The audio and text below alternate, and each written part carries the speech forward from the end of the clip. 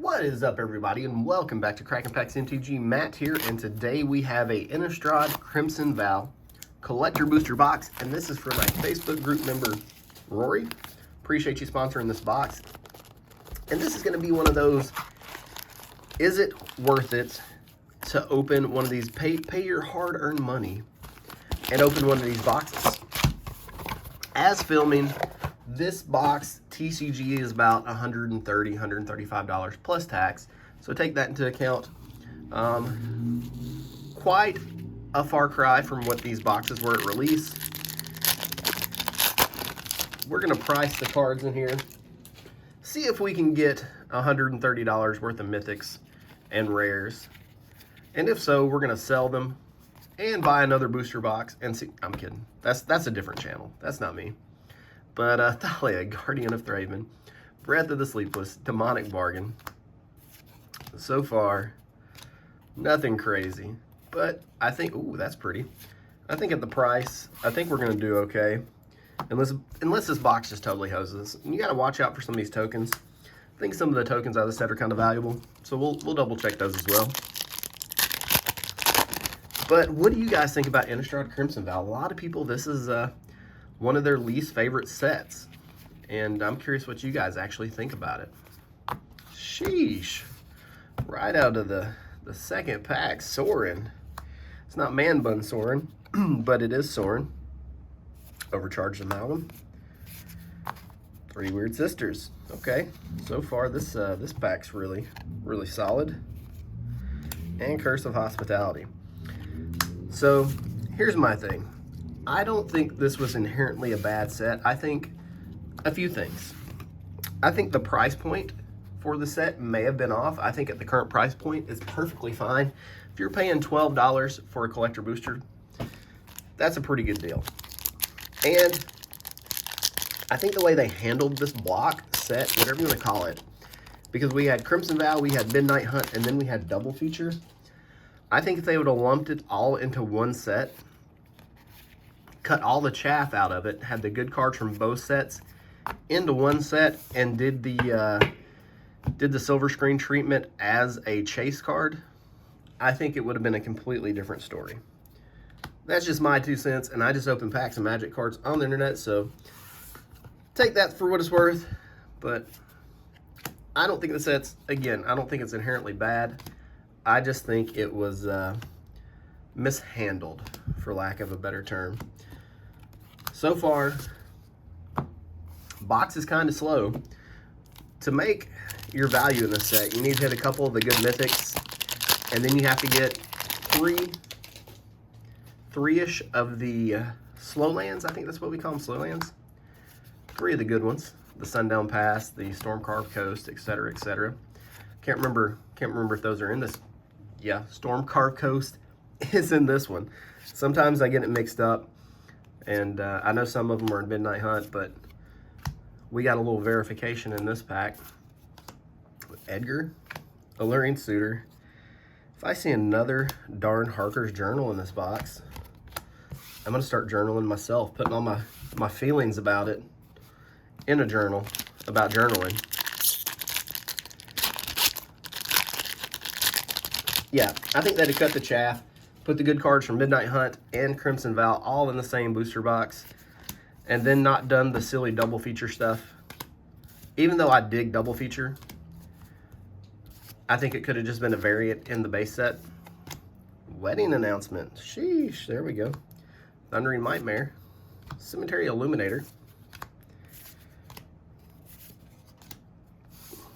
Getting a little value now. Hitting Value City. This card is just an uncommon, but I'm gonna be completely honest with you. It's gorgeous. Not so gorgeous, but I'd still let her ruin my life. Hamlet Vanguard. And I think people were they were like blood tokens, but they're a little better. They're a little bit better than I think we give them credit for. Reclusive Taxidermist. Kaya. What's up, girl? We'll throw her in the cool guy pile. Camber the Plunderer. Sigarda Summons. Cemetery Gatekeeper, Fang Frame. Dream Root Cascade. I know it said Cascade, but I like to throw a little flair on there. A little bit of that Southern charm, if you know what I'm saying. So what's is the Fang Frame Soaring still the most expensive card in the set? I'm assuming it is. And I've yet to pull one of those. I've got quite a few of the Olivias, but not a Fang Frame Soaring yet. We got the Purveyor. This is a card that I thought was really good that just nobody plays. A 5/6 with Flying and Trample for 4 mana just seems insane to me. And then it has an upside. Markov Enforcer. Inspired Idea. Belligerent Guest. Mina Harker. Such a good looking card. And Henrika. So we're getting down to our last 1, 2, 3, 4. I think we're gonna need some help here. I think we're gonna need some help if we're gonna go trade all these in or sell them on TCG and buy another box. I'm not gonna count us out quite yet though. We just got to get to 130. Change of Fortune.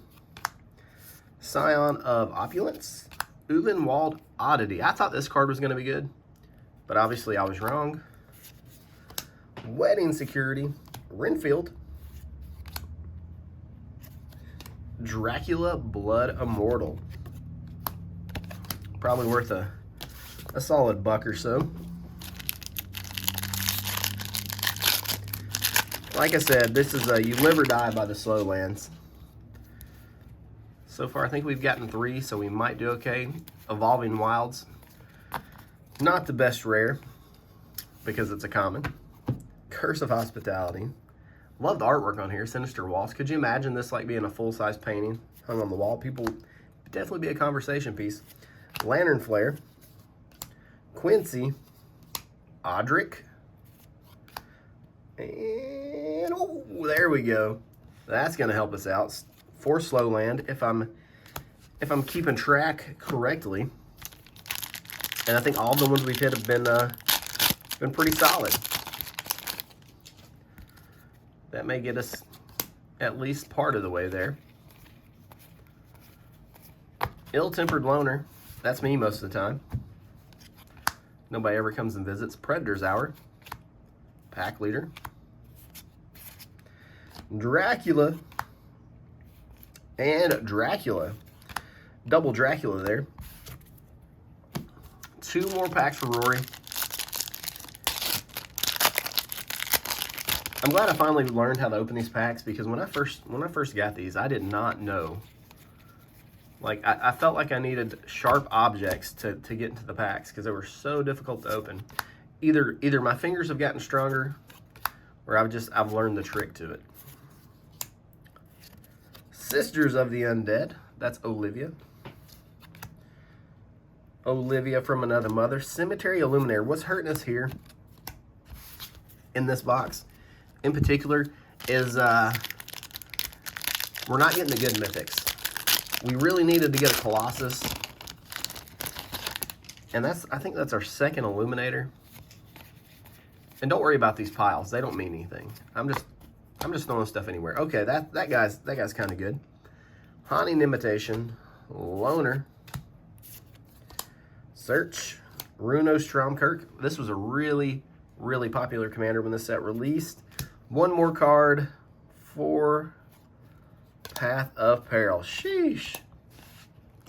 We'll total this up, see how it goes. If you haven't already, don't mind, hit that subscribe button because I love your faces. Rory, thank you again for sponsoring the box. I hope we get there for you. We'll total this up and see. And we'll catch you guys in the next one. Welcome back. I managed to forget the toppers. So we're going to stitch the video. And I'll add these toppers in. And we'll see if they make up any of the difference. Sorry about that. This is actually better. The Mina Harker is actually pretty okay. It's actually better than what we end up with most of the time. And then what is this one? Casket. What's on the... Oh, Dracula the Voyager. Okay, so we got a couple rare ones. At least they weren't uncommons. So that may add a little more value to the situation. Sorry about missing these. Forgive me. I'll get these added in and we'll complete the video.